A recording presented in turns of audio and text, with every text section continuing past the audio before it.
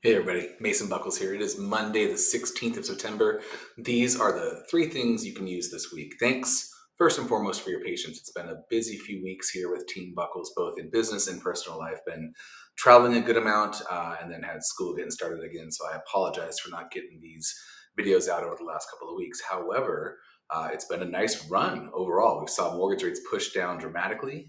We've got a really important this week with the Fed meeting coming up and a lot of excitement on the horizon here. So let's just dive right in. First and foremost, as noted, interest rates, they have pushed all the way down to about 18-month lows. The last time that we saw rates at these levels was early 2023. And if you remember, 2023 was a wild one in terms of rates overall. They pushed all the way up into the eights in October of last year. Well, they've pushed down and they're nicely settled around that 6% mark here. Prevailing national rates on a 30-year fixed rate conventional, right around 6.1.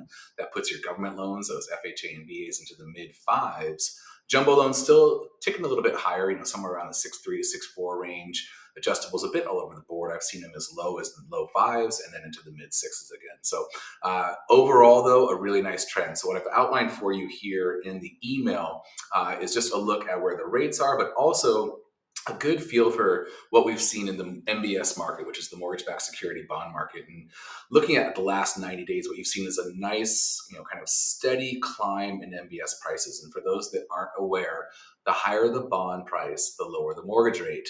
Really, really important to think about as we look at this meeting coming up this week for the Fed. Their huge focus over the last 2 years was inflation, right? So they pushed their Fed funds rate higher and higher and higher in an effort to temper that inflation that we saw push all the way up to 40-year highs over the last couple of years. Well, now they have pivoted and really have started to shift their attention towards the labor market. That is meaningful for bonds and for mortgage rates. And what we're seeing is a direct result of that somewhat policy change that's coming into place right now. To that point, the Fed is meeting this week. They have a 2-day meeting starting tomorrow. And the expectation is coming out of that meeting, we're going to see that first Fed rate cut.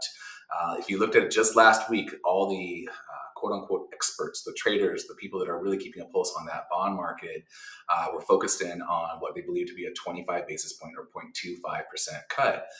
That has pivoted to potentially as much as a 50 basis point cut this week. That jumped up from a survey standpoint of 15% of traders to over 65% of traders now believe we could see a 50 basis point cut.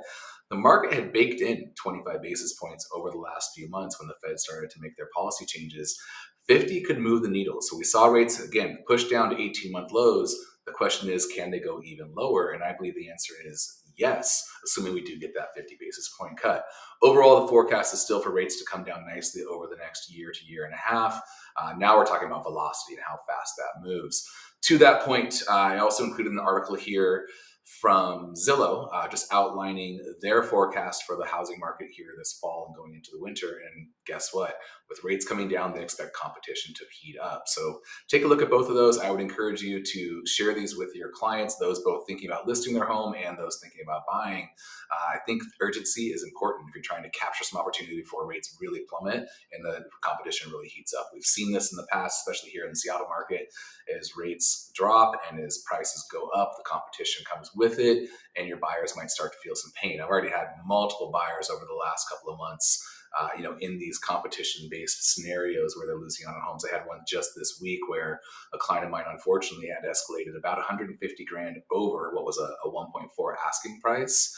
They were doing a full 50% down, and we were all the way through underwriting. They lost to a cash offer that went even higher just here in Kirkland alone. So the competition is real, and it's going to heat up more.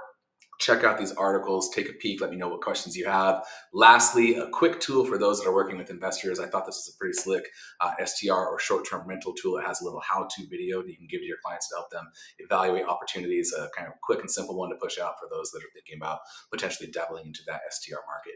All right, you guys, again, thank you for your patience while I was away for a few weeks. Excited to reconnect with you all. If you have any questions, hit me up. Have a great week, and let's go Fed. Cut, cut, cut. See ya.